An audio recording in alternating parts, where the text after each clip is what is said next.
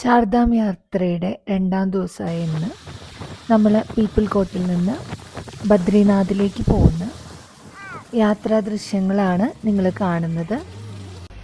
പോകുന്ന വഴിയിലെല്ലാം land slide വന്നിട്ട് വഴി ബ്ലോക്കായിരുന്നു.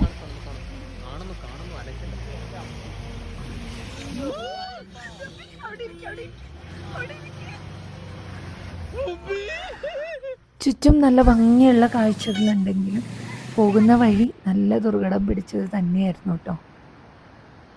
പക്ഷെ എത്ര ദുർഘടം പിടിച്ച വഴിയാണെങ്കിലും കാണുന്ന കാഴ്ച അത് നിങ്ങൾ തന്നെ വന്ന് ഒന്ന് എക്സ്പീരിയൻസ് ചെയ്യേണ്ടതാണ്. എനിക്ക് ഈ വിഷ്വൽസിൽ അതെത്ര നന്നായിട്ടൊന്നും പകർത്താൻ പറ്റിയിട്ടില്ല.